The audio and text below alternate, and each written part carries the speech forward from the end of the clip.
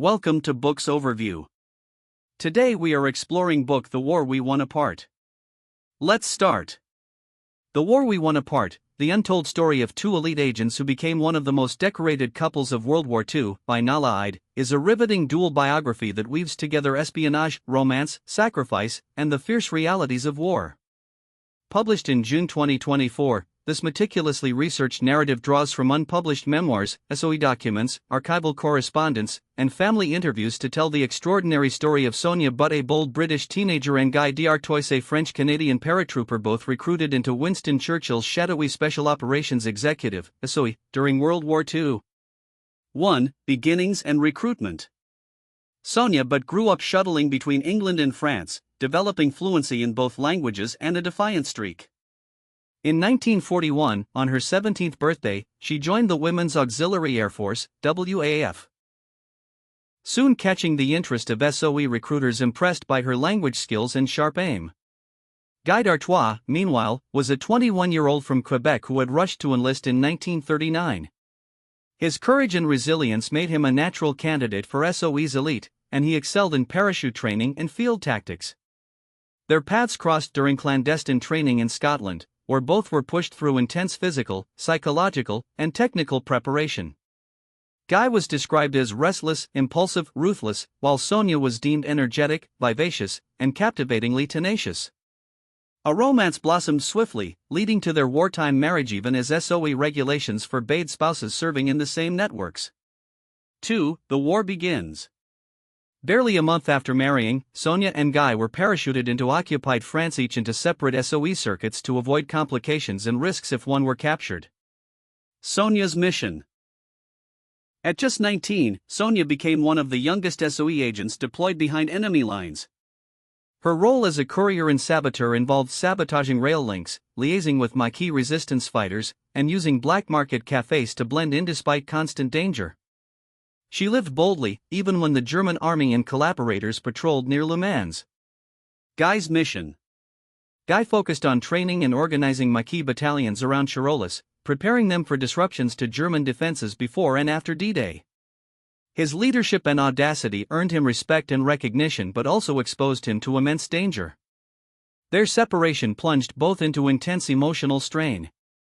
While pivotal to Allied strategy helping to delay Nazi reinforcements, their clandestine work came with high personal cost. 3. Hardship and trauma. The book spares readers none of war's brutality. Sonia endured unspeakable trauma, including sexual assault by German soldiers during a retreat, a brutal reminder of gender-specific horrors often overlooked. More than a dozen female and nearly 100 male SOE operatives perished through torture, execution, or concentration camps, making survival a narrow path edged by death. Ayed frames their achievements amidst staggering loss. They shortened the war by weeks if not months. 4. Love tested by war. Their separation after deployment wasn't just geographic, it tore at their bond. Guy grew deeply immersed in his combat role. Sonia, once celebrated as a hero, faded into post-war anonymity as she fulfilled the duties expected of a soldier's wife and mother. Ayed doesn't shy from complexity. Guy's fierce identification with his covert persona made reintegration difficult. Sonia, similarly, carried invisible scars. Their love endured, but the unrelenting tension between wartime heroism and peacetime normalcy brought lasting challenges. 5. Legacy and remembrance. Nahlah Ayed structures the book through alternating chapters focusing on each spouse, grounding their story within the broader SOE narrative. She includes vivid pen portraits of fellow agents, while artfully emphasizing the fleeting intimacy of wartime connections. Ayed's credibility stems from her depth of experience working as a journalist in global hotspots. She brings empathy and clarity to recounting the physical and psychic tolls of war. Her writing has earned praise. Writing so vivid you feel you are in the woods with the resistance. Brilliantly researched. Rosemary Sullivan. A touching account, stirring tale about courage and selflessness. Caroline Moorhead. An accomplished storyteller. The information it reveals about the SOE is fascinating. Charlotte Gray. Post-war, Guy lived until 1999 and Sonia until 2014, both honored quietly by veterans and descendants. Their story resurfaced thanks to rediscovered memoirs and declassified archives, thanks to White's diligent sifting of contradictory testimonies and documents to assemble a coherent portrait. 6. Final reflection.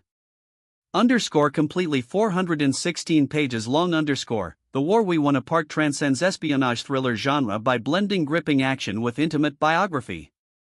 It's a story of young individuals pulled from different worlds into the vortex of global conflict, where love, identity, and survival were forever changed. Ayed's reportage-driven narrative honors both the public heroism and private costs of those who fought in shadows.